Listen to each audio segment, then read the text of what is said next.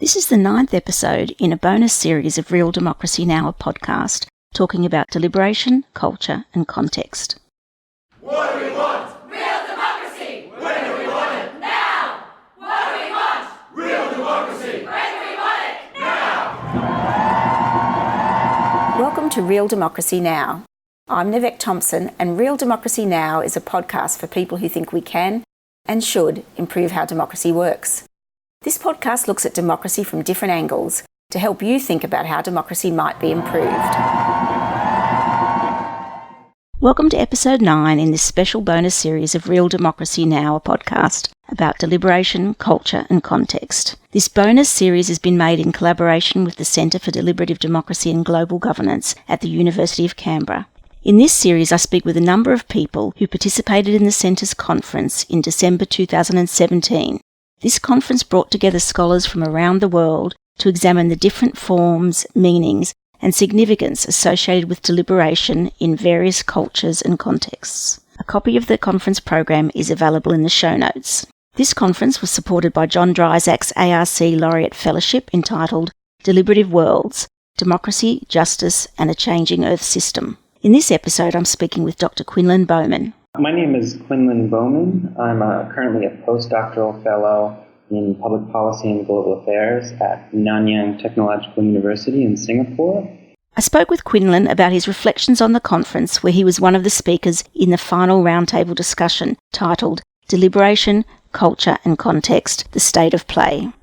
So Quinlan, I know that you attended the Deliberation, Culture and Context conference at Canberra University. How did you come to be at that conference? So from September 2016 to August 2017, I was a postdoctoral fellow at the Center for Deliberative Democracy and Global Governance. And during that time, I was doing some research related to the theme of the conference. And so Jensen Sass, who was one of the primary organizer of the conference, invited me to participate in the conference. I know that your role at the conference was to be on the Final Roundtable, and so I'm really interested to know what your reflections on the whole conference were. In general, I thought the conference was really exciting and productive. Brought together a diverse group of scholars from several continents who are working on issues related to citizen participation in policymaking and on citizen dialogues and deliberations in policymaking. More specifically, everyone who participated is looking at how culture and context affect or are relevant to the kinds of citizen deliberations that go on and the quality of those deliberations. So Vijay Rao, for instance, who works at the World Bank, discussed his findings regarding inequalities between men and women, for instance, in local meetings throughout India. So just really important set of papers and presentations that were really quite fascinating. So overall, I thought the conference was really interesting and important. I thought I'd also return to some of the specific comments that I made on the roundtable, which wrapped up the conference. During the conference, there was a recurring anxiety about the status of normativity or of normative judgments in our inquiries into the kinds of democratic practices that we had been discussing in the conference, which are going on in very diverse cultures throughout the world. So at the roundtable, I wanted to bring this felt anxiety to the foreground and to suggest some possible responses to it. So I noted that there are two facts that we should begin, I think, by recognizing. First, we can never fully know what it is like to be another person. Correspondingly, we can never know what it is like to have the specific experiences that the members of other groups or cultures have, either when they are engaging in nominally democratic practices or at other times. We can only know what others' experiences are like through analogical reasoning and through imaginative projection into their own beliefs and circumstances. So some ideal of at least selective non-judgment is, it seems to me, entirely sensible when we're studying other cultures. The second fact, though, is that all social research is what I would describe as value-guided as well as value-laden, including the main tasks that are traditionally associated with social science, namely observation, description, explanation, and prediction. These tasks are all value-guided and value-laden. So it seems to me that we can't help but render value judgments or normative judgments when we're conducting our social investigations. And in this, I would include ethical judgments. So if you think, for instance, of the role that trust plays in conducting social research, for instance, in figuring out whose testimony to rely on. So, roughly speaking, this is the space that we inhabit. On the one hand, have to render value judgments and normative judgments, and on the other hand, we have intellectual and ethical reasons for trying to avoid certain such judgments. So my suggestion, broadly speaking, was just that we recognize these facts and that we sort of accept that they are what they are and that we try to manage the tension between them. So I summed up by offering a few tentative suggestions, by no means an exhaustive list about how to manage this tension. The first suggestion that I offered was that we be entirely open and transparent about what our judgments are when we're carrying out such investigations into other cultures, and also that we be entirely transparent about what judgments we aren't willing to make and perhaps why we're not willing to make them. In short, that we render our judgments as transparent as possible. The second suggestion that I made was that we simply be open to being wrong, that we try to be fallibilistic in spirit, and that we be willing to revise our beliefs, even some of our core beliefs, if that comes to seem warranted. The third recommendation that I offered was that one of the explicit purposes of our cross-cultural studies be what you might call cultural self-criticism. So Mark Warren, who's at the University of British Columbia, presented a paper, co-authored paper on indigenous, specifically Cree practices of deliberative democracy.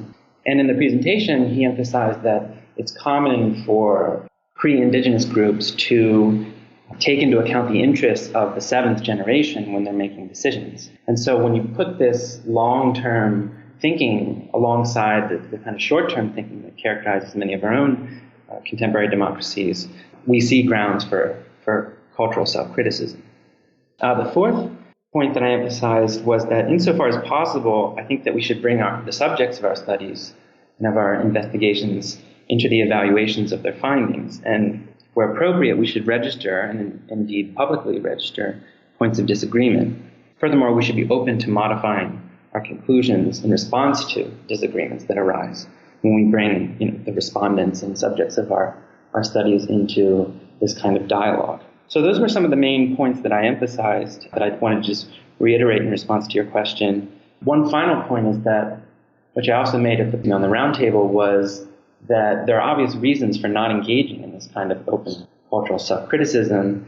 Often it's embarrassing, often it's psychologically challenging, there are professional incentives not to do so. Nonetheless, we should try to counterbalance those incentives that we have, professionally speaking, because there are ethical and other intellectual reasons for doing so. So those were the main thoughts that I offered. Thanks for that. And you mentioned that one of the reasons you were invited to the conference was because some of the work you'd been doing when you'd been at the centre. What's your current areas of research? One area of research that overlaps with the theme of the conference is I have a book project. It's a second book project that I'm now working on, which looks at friendship as a cross-cultural phenomenon, as a kind of cultural universal. And the reason that I'm interested in friendship as a transcultural phenomenon is because I think that once we recognize that in every culture, it seems, and this is what my preliminary investigation has suggested to me, once we recognize that in every culture, friendship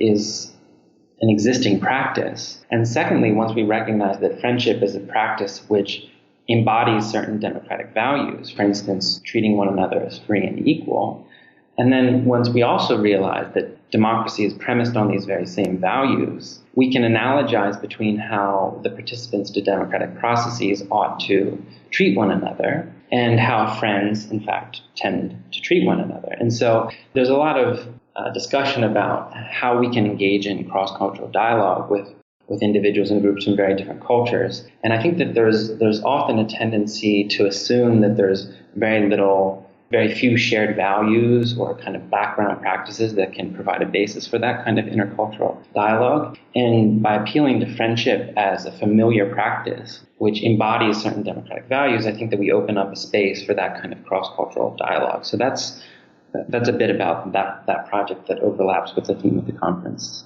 And in terms of the conference looking at current issues and current research, what's your view on the next steps? What should be the research agenda around deliberation and culture going forward?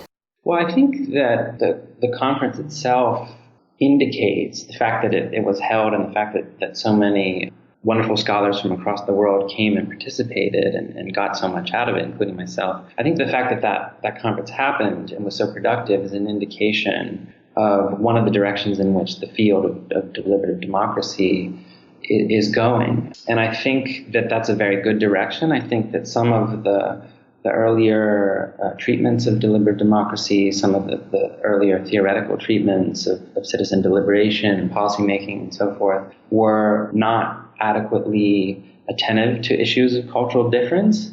The literature grew out of Western Europe and the United States, sort of the Anglo-American sphere, as well as elements of Western democratic thought, Western European democratic thought, And it had its strengths, but it also had its weaknesses. And as I say, one of those weaknesses, I think, was a relative inattention to issues related to cultural difference. And so I think the fact that the conference happened and that it brought together such a diverse group of scholars from several continents is a really positive sign. And it indicates how much the literature and how much the discussion has advanced since the early days, going back to the late 80s and early 90s in particular. So I think that's a very positive development.